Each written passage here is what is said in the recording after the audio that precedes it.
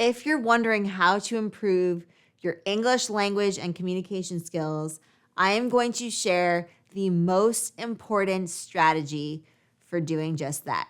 So if you're ready, let's get started. All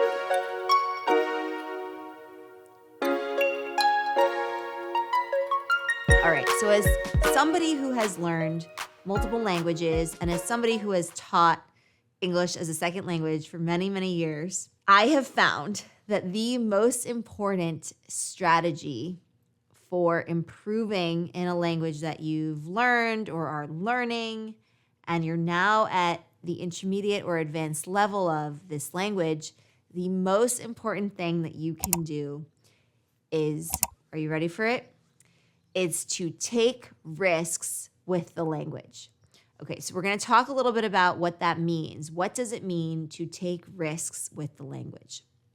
Well, the simplest way of thinking about this, and one of the ways that you can take risks with the language, is simply by having the courage to speak, to interact with people. If you're shy when speaking with native speakers of that language, so in this case, it's English. So if you're shy when you speak with native English speakers, then start with speaking to international people. Start with speaking to people who also have English as their second language. And we say second language, but that can mean third, fourth, fifth, sixth, seventh language. But English as a second language just means that it's not your first language. So start with that. Start with actually using the language. Because if you don't use it, what happens? You lose it, right? We have an expression in English that goes, if you don't use it, you lose it. So definitely be mindful of the importance of actually practicing. So find opportunities to practice that language. If that means that you need to participate in some extracurricular activity or find a group type meetup, look at the internet and see if there are any book clubs around, or you're going to join a team like a tennis team or a sailing team or some type of social meetup, then do that. But you really need to put yourself out there. You really need to be in situations where you're using the language. And what better way to do that than to find some people from work, from school, from a social type of club or a group that you can practice with. And again, these can be non-native speakers of English, so also ESL learners. They can be native speakers of English. That is up to you, depending on the people who are around you, depending on what you have access to, right? If you are in a country where there are not many foreigners, meaning Americans, if you're abroad, then you might have to speak English to people that you would normally speak your first language with. And that is totally fine. Just be aware that you want to, if you're going to set aside time to speak English to people that you normally speak your first language with, then you really want to be strict about it. So you might say, okay, for the next hour, we're going to do English only. Or you can host coffee hours, or maybe do a brunch at home, or throw a dinner party, gather a couple people together and make it the English dinner, right? Make it a dinner where you only speak in English. So that's the first thing you need to do. The other way you're going to be taking risks with the language, besides actually using it, because that is a risk in a lot of ways, right? Some people are very nervous about speaking. It can be kind of nerve-wracking to engage in social interaction. The social anxiety might be high. So that's why the first big leap of faith in a lot of ways is just to put yourself out there. Okay, so we covered that one. The second one is to start using vocabulary and expressions that you're not really sure about, that you've heard, that you've learned, but because you haven't actually tested them out in the real world and you don't even know how they roll off your tongue, you want to be able to try them out. Try them out like you'd try on a pair of shoes.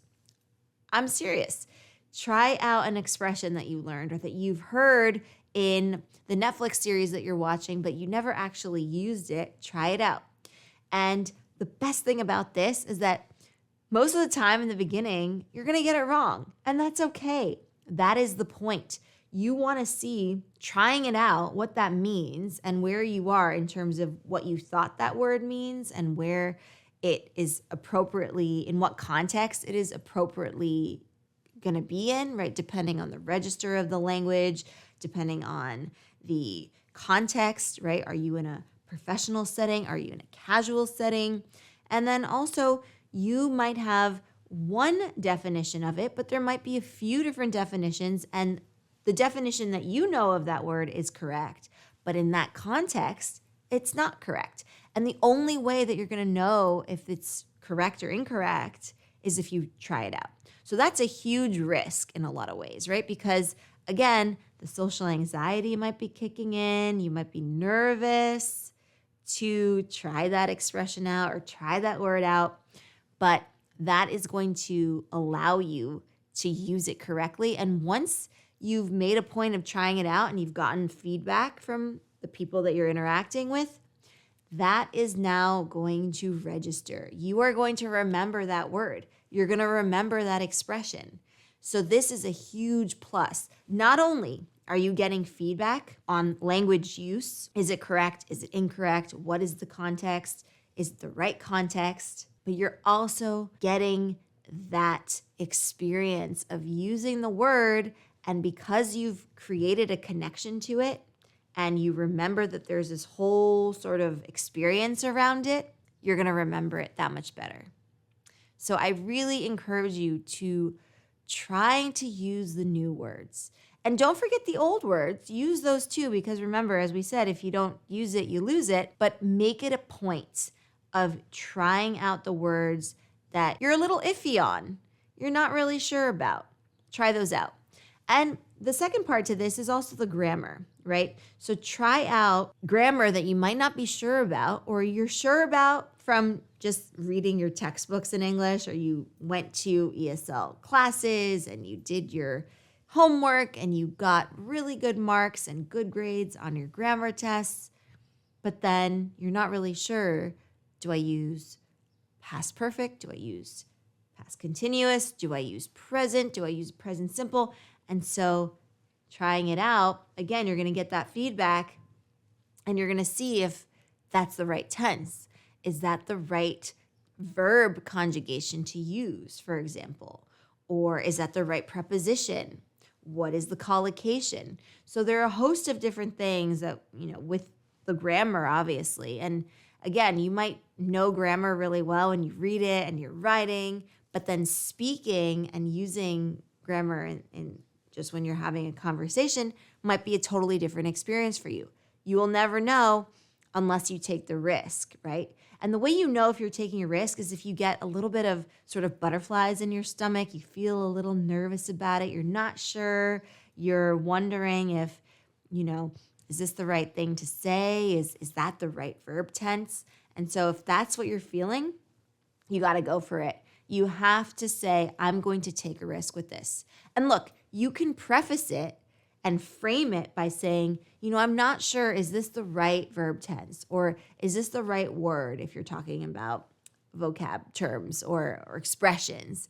You can phrase it that way. You don't have to, but if it makes you feel better and if it allows you to take that risk, then I would say go for it. Again, you want to do this with people that you're comfortable with. If you're talking to a boss and you're already a little bit nervous, you're in a kind of not the best headspace, let's say, then maybe hold off on the risk, but you want to take risks in most contexts, right? In the context where you feel 90% confident, let's say 80% is also really great, 79% confident is also great. The point is, find those opportunities, seek out those opportunities where you can practice your language skills, your communication skills, and to take risks.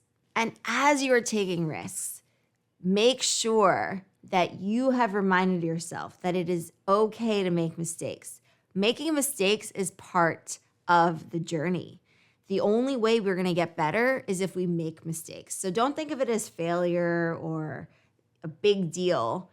Think of it as a stepping stone to getting to the next level, to leveling up.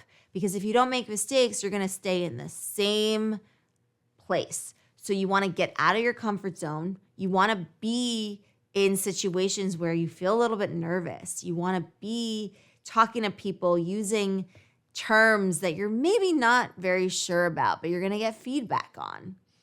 And the other thing you can do is record yourself and then check the sentence online.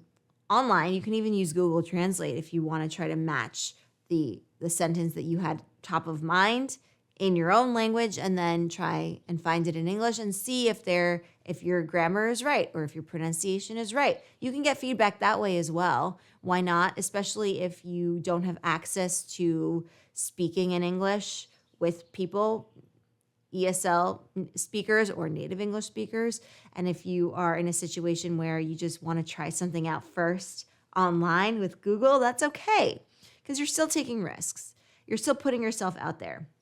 The last thing I'll say is try to find social events that have not only the language component where you're trying and taking risks with the language, and that includes grammar, but you're also taking risks with your social skills.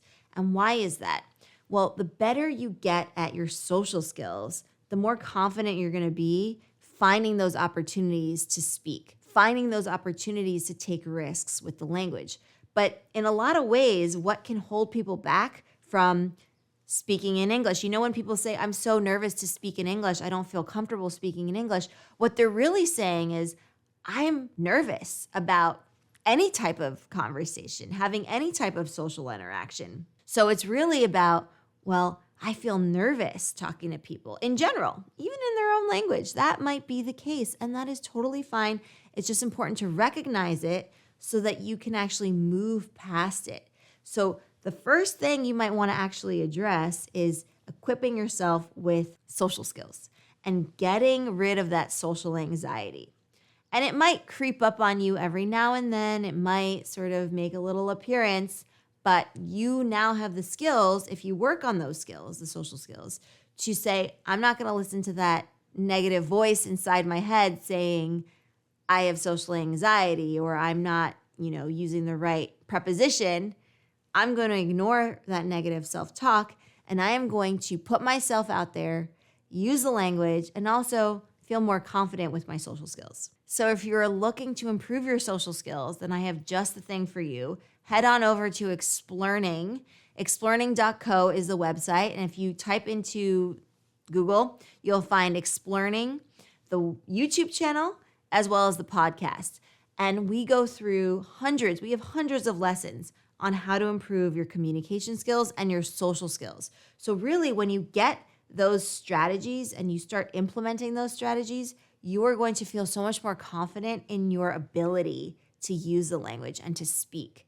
And this is true for non-native speakers of English as well as English native speakers. So it's really important to be aware of that social anxiety component and to overcome it. And Explearning Communications can help you with it. So I have lots of lessons on there that I share with you, and strategies that I give you, and so many things to be aware of. And once you are more familiar with those social skills, I want you to practice them, try them out. And the way you're going to try them out, the vehicle that you're going to use is the English language. So it's a beautiful marriage between the social skills and the English language skills, and then together it allows you to have effective, amazing communication in English. So it's something to be aware of, and I hope that you take advantage of the wonderful lessons out there. And you will notice over time, as you are using these strategies, as you're trying out these concepts, as you're taking risks with the language, you are going to feel so much more confident in not only your social skills, but also your English communication skills. And that is the goal. That is what we want, because that is what's going to allow you to get from A to B to C to all the way up the mountain to where you want to be with your English. All right, advanced English learners, thank you so much for joining me for this lesson. I hope that you enjoyed it. Be sure to give it a big thumbs up if you're watching here on YouTube. And if you're listening to our podcast, awesome. Please be sure to leave us a nice review. You can leave up to 5 stars. That really helps us out and allows us to get the podcast out to as many people as we can so that we can help equip others to have the best communication skills that they possibly can have. And also, feel free to share the podcast and the YouTube channel. And lastly, we have our website, advancedenglish.co, /blog is where you can find all of our lessons. We have hundreds of lessons, so be sure to check those out. We have lessons, we have conversations, and you're definitely going to want to subscribe to the newsletter because you get reminders each week on what lesson to focus on. You get our new lessons, you get some of our golden lessons, our archived lessons, and honestly, it's wonderful to have you in the community. We are so grateful for you. I hope that you are enjoying all of the content. There is much more to come, so be sure to stay tuned. And I'm going to see you in another Advanced English where we're going to continue advancing your English together. So keep up the awesome work, and I will see you soon.